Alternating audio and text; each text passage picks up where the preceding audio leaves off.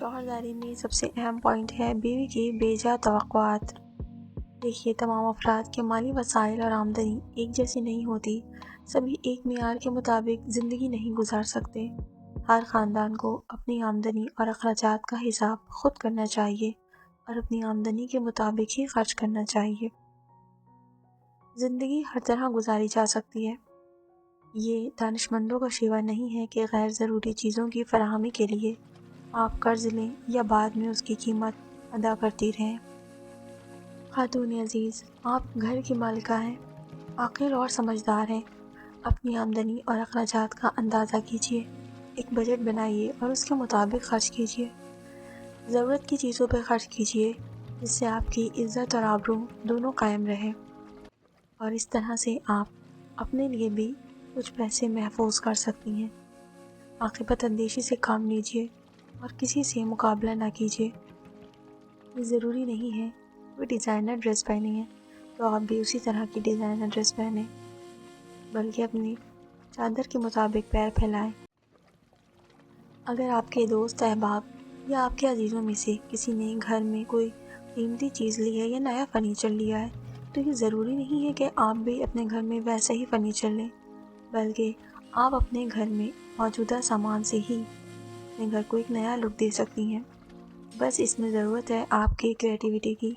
اکثر نادان اور خود غرض عورتیں فضول خرچیاں کرتی ہیں اور ایک دوسرے کو دیکھ کر رشک و حسد کرتی ہیں کہ کسی کے گھر میں کوئی سجاوٹ کی چیز دیکھی نہیں کہ اس کو خریدنے کی تمنا ان کے دل میں بھی پیدا ہو جاتی ہے، اور بیچارے شوہر کے سر درد ہو جاتی ہیں کہ کہیں سے بھی ہو ہمارے لیے وہ چیز لے کر آؤ۔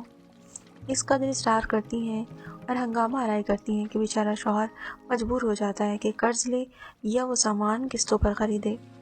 اس طرح نہ صرف آپ اسے مصیبت میں ڈالتی ہیں بلکہ اپنے مالی حالات بھی خراب کرتی ہیں۔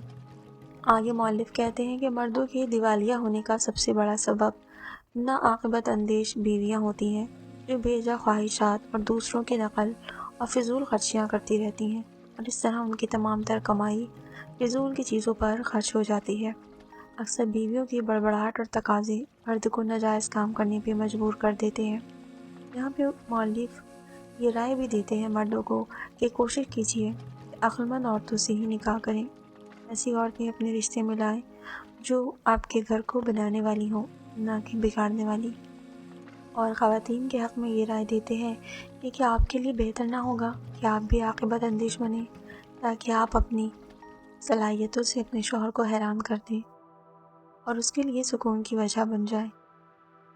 یہ ضروری نہیں ہے کہ شادی سے قبل آپ کی زندگی جیسی گزر رہی تھی شادی کے بعد بھی ویسے ہی ہو۔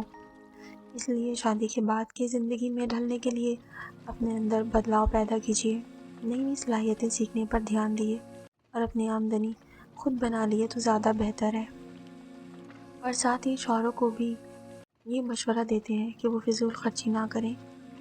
اب بیوی سے متعلق ان کا بیان ہے کہ اگر آپ کے شوہر فضول خرچی کرتے ہیں اور آمدنی سے زیادہ خرچہ کرتے ہیں تو انہیں روکیے۔